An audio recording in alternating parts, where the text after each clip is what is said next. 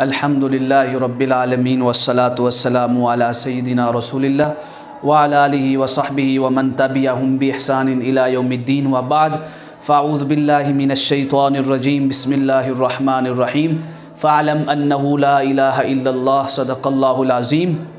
جیسا کہ مشاہدین کو اور آپ سب احباب کو معلوم ہے کہ ہم نے جو کورس شروع کیا ہوا ہے اس کا عنوان ہے کیف تصیر عبقریا فی التخصصات الشرعیہ، کہ کوئی بھی اسٹوڈنٹ جو علوم دینیہ پڑھتا ہے، علوم شرعیہ کی تعلیم حاصل کرتا ہے، وہ کس طرح علوم شرعیہ کے جو فنون ہیں اس میں ماہر بن سکتا ہے، اصل مصادر سے استفادہ کر سکتا ہے۔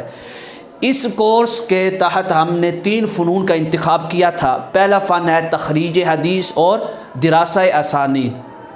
دوسرا فن ہے، پہلے فن کے لیے ہم نے جو ڈیز رکھے ہیں وہ ہے فرائیڈے، سیچرڈے، سنڈے۔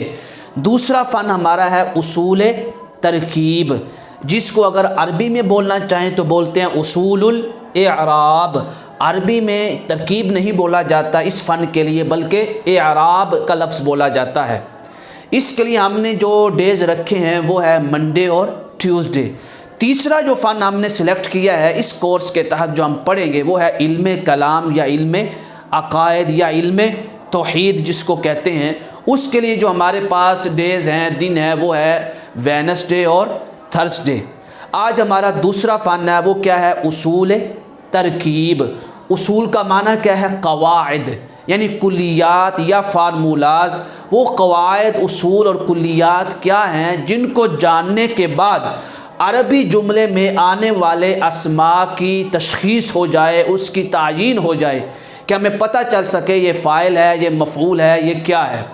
کلیئر؟ اس کے بعد اور ہم نے یہ بھی کہا کہ عربی میں لفظ ترکیب نہیں بولا جاتا اس فن کے لیے، کیا بولا جاتا ہے؟ الاعراب۔ الاعراب، الاعراب نہیں پڑھنا، اعراب کہتے ہیں دیہاتی لوگوں کو، جیسے قرآن نے کہا الاعراب اشد کفرا و نفاقا۔ لفظ کیا پڑھنا ہے؟ الاعراب۔ تو اصول ترکیب یا قواعد ترکیب، اصول الاعراب یا قواعد الاعراب کا مطلب کیا ہے؟ کہ عربی جملے میں آنے والے اسماء کی تشخیص کرنا کہ کون سا فاعل ہے، کون سا مفعول ہے۔ یہ اب یہاں پہ ہم نے لفظ لکھا ہے قواعد، یہ نہیں لکھا نحو یا صرف۔ تو ہم اس فن میں نحو یا صرف نہیں پڑھیں گے کہ فاعل کی تعریف کیا ہے، مفعول کی تعریف کیا ہے، مرفوعات کیا ہیں، منصوبات کیا ہیں، مجرورات کیا ہیں، صغیر صرف صغیر کیا ہے، صرف کبیر کیا ہے، مشتقات کیا ہیں، یہ نہیں پڑھیں گے، بلکہ کیا پڑھیں گے؟ قواعد، یعنی کلیات پڑھیں گے، جن کو جاننے کے بعد ہمیں ترکیب کرنے میں مدد ملے گی، آسانی ہوگی۔ اب اسی فن کے تحت ہم نے پہلا قاعدہ بیان کرنا ہے۔ کون سا قاعدہ ہے؟ پہلا قاعدہ۔ پہلے قاعدے میں یہ ہے کہ اگر ہم کسی بھی عربی جملے کی ترکیب کرنے کے لیے ذہن میں 5 سوال قائم کر لیں، کتنے سوال؟ 5 سوال، تو ترکیب کرنا آسان ہو جائے گی۔ پہلا سوال کیا ہے کہ یہ قائم کرنا ہے ذہن میں کہ من۔ اب من کا مطلب کیا ہے؟ کون یا کس نے۔ اس کے جواب میں جو آئے گا وہ فاعل کہلائے گا۔ وہ کیا کہلائے گا؟ فاعل۔ یعنی پہلا سوال کیا ذہن میں بٹھانا ہے؟ من۔ تو من کا مطلب کیا ہے؟ کون یا کس نے۔ تو اس سے جو جواب آئے گا وہ کیا کہلائے گا؟ فاعل۔ دوسرا سوال جو ذہن میں قائم کرنا ہے وہ کیا ہے؟ ماذا۔ کیا ہے؟ ماذا۔ ماذا کا معنی کیا ہے؟ کیا۔ یعنی وہ جو عربی جملہ آپ کے سامنے ہے اس میں آپ نے یہ دیکھنا ہے کہ ہو کیا رہا ہے، یعنی اس جملے میں کس چیز کا ذکر ہو رہا ہے، کون سی شے واقع ہو رہی ہے۔ تو ماذا یعنی کیا، اس کے جواب میں جو آئے گا وہ کیا کہلائے گا؟ فعل۔ کیا کہلائے گا؟ فعل۔ تیسرا سوال جو آپ نے ترکیب کرنے سے پہلے ذہن میں بٹھانا ہے وہ کیا ہے؟ علامہ۔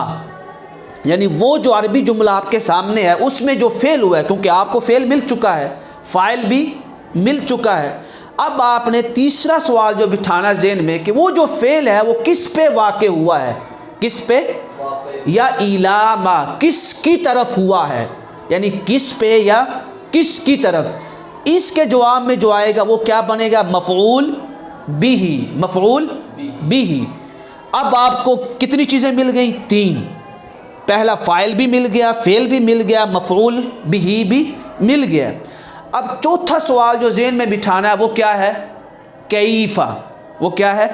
کیفہ، یعنی کیسے، یہ جو فعل واقع ہوا ہے یہ کیسے ہوا ہے، اس کے جواب میں جو آئے گا وہ کیا کہلائے گا؟ حال۔ وہ کیا کہلائے گا؟ حال۔ پانچواں سوال جو ذہن میں قائم کرنا ہے وہ ہے لماذا، یعنی یہ جو فعل ہوا ہے یہ ہوا کیوں ہے؟ ہوا کیوں ہے؟ تو کیوں کے جواب میں لماذا یعنی کیوں، اس کے جواب میں جو آئے گا وہ کیا کہلائے گا؟ مفعول لأجلہ، مفعول لأجلہ۔ اب چھٹا سوال قائم کرنا، ہم نے پہلے کہا تھا 5 لیکن ایک چھٹا سوال بھی ہے۔ چھٹا سوال یہ قائم کرنا ہے کہ وہ جو فعل واقع ہوا ہے اس کے لیے یا تو کوئی زمانہ ہے یا کوئی جگہ ہے۔ تو متى، وہ فعل کب ہوا، این یا کہاں ہوا، کس جگہ پہ ہوا، اس کے جواب میں جو آئے گا وہ کیا کہلائے گا؟ مفعول فیہ۔ یعنی پہلا قاعدہ کیا ہے کہ ترکیب کرنے سے پہلے وہ کون سے 6 سوال ہیں اگر ہم ذہن میں بٹھا لیں تو عربی جملے کی بہت حد تک ترکیب کرنا، اعراب کرنا آسان ہو جائے گا۔ یعنی فاعل کی، مفعول کی، فعل کی، حال کی شناخت کرنا آسان ہو جائے گا۔ اب اس پہ ایک مثال لکھتے ہیں، مثلا کوئی بھی مثال جو آپ کے ذہن میں ہو۔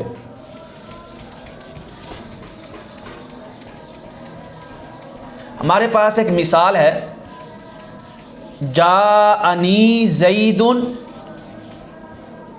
یہ دیکھ، یہ مثال ہے، کیا ہے؟ مثال، جاءنی زید راکبا رغبتا، کیا ہے؟ رغبتا للعلم یوم الخمیس، یوم الخمیس فی المسجد، فی اب آپ نے سوال قائم کرتے جانا ہے۔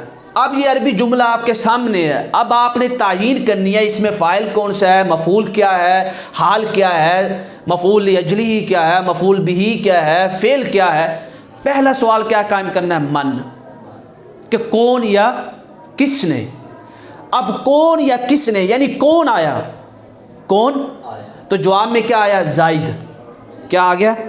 تو زید کیا بن گیا؟ ہم نے کہا تھا من کے جواب میں جو آئے گا وہ کیا بنے گا؟ فاعل۔ تو زید کیا بن گیا؟ فاعل۔ پھر کیا ہے؟ ماذا، کہ زید تو فاعل ہے، اب فاعل سے فعل بھی ہوتا ہے۔ اب ہم نے دیکھنا ہے کہ زید نے کیا کیا ہے، زید نے، اس کے جواب میں جو آئے گا وہ کیا ہے؟ فعل۔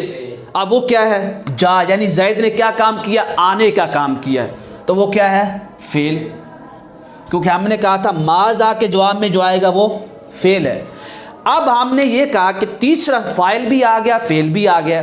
اب ہم نے سوال قائم کرنا ہے علی ما، وہ فعل کس پہ ہوا، الی ما یا کس کی طرف ہوا۔ یہاں پہ ہم نے کیا دیکھا؟ جا یعنی زید آیا، لیکن کس کی طرف آیا؟ میری طرف۔ کس کی طرف؟ تو میری طرف۔ تو علی ما یعنی الی ما کے جواب میں جو آئے گا وہ کیا کہلائے گا؟ مفعول بہ۔ تو یہ کیا بنا؟ یہ جو یا متکلم ہے یہ کیا بنے گی؟ مفعول بہ۔ اب کون سا سوال قائم کرنا؟ چوتھا، کہ یہ جو زائد آیا ہے یہ آیا کیسے ہے؟ آیا کیسے؟ پیدل آیا ہے، سواری پہ آیا ہے، کس پہ آیا ہے؟ تو کیفہ کے جواب میں جو آئے گا وہ کیا بنے گا؟ حال۔ اب اس میں زید کیسے آیا؟ سواری کی حالت میں، یعنی سوار ہو کر آیا، تو یہ راکباً کیا بنا؟ حال، راکباً حال بنا۔ پانچواں سوال جو ہم نے لکھا ہے، اب حال بھی مل گیا، فاعل بھی مل گیا، فعل بھی مل گیا، مفعول بھی مل گیا، صحیح۔ اب پانچواں سوال قائم کرنا ہے کہ وہ آیا کیوں ہے، وہ آیا کیوں ہے۔ تو ہم نے کیا لکھا ہے؟ رغبتاً، یعنی علم کے شوق کے لیے آیا، تو رغبتاً کیا بنے گا؟ مفعول لأجلہ، مفعول، کیونکہ یہ لماذا کے جواب میں جو آتا ہے وہ کیا کہلاتا ہے؟ مفعول۔ اب ہم نے کیا دیکھنا ہے؟ چھٹا سوال، متا، کہ زید جو آیا وہ کب آیا ہے؟ کب آیا ہے؟ یوم الخمیس، یوم تو متا کب کے جواب میں جو آئے گا وہ کیا بنے گا؟ مفعول فیہ۔ کہاں پہ آیا؟ مسجد میں، تو اینہ کے جواب میں بھی جو آئے گا وہ بھی کیا بنے گا؟ مفعول فیہ۔ تو یہ کیا بنا؟ مفعول فیہ، صحیح ہو گیا۔ اگر ہم فی نکال دیں یہاں سے، المسجدہ نزع الخافض جو قاعدہ پڑھتے ہیں نحو میں، تو یہ بھی کیا بن گیا؟ مفعول فیہ۔ یعنی اگر فی کو نکال دیں تو نزع الخافض کر دیں، کلیئر ہو گیا۔ یہ 6 سوال ہیں، کوئی بھی اسٹوڈنٹ ہے جو بھی ترکیب سیکھنا چاہتا ہے، یہ پہلا قاعدہ ہے، 6 سوال اپنے ذہن میں رکھیں پہلے، اسی سوالوں کے جواب میں جو جو چیز آتی جائے گی وہ یہ بنتی جائے گی۔ من کے جواب میں فاعل، ماذا کے جواب میں فعل، علی ما الی ما کے جواب میں مفعول بہ، کیفا کے جواب میں حال، لماذا کے جواب میں مفعول لاجلہ، متی یا اینہ کے جواب میں مفعول فیہ۔ یہاں تک کوئی کوشچن ہو؟ تو یہ ہمارا پہلا لیکچر تھا قواعد ترکیب میں، اور ہم نے قواعد ترکیب میں پہلا قاعدہ پڑھا ہے۔ وہ 6 سوال کون سے ہیں جن کا ذہن میں قائم کر لینے سے عربی جملوں کی کافی حد تک ترکیب کرنا آسان ہو جاتی ہے۔ اللہ رب العزت ہمیں اس کو سمجھنے کی اور حفظ کرنے کی سعادت اور طاقت عطا فرمائے۔